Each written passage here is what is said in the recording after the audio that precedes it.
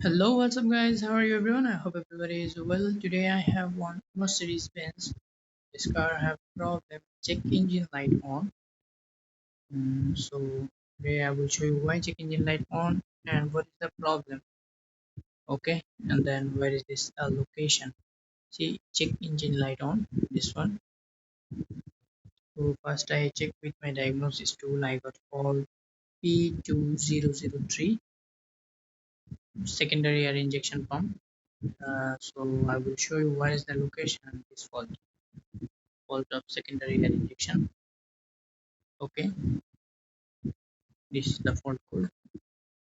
And first of all, we open car bonnet, and then here in front of car front side, you can see here this is air injection pump.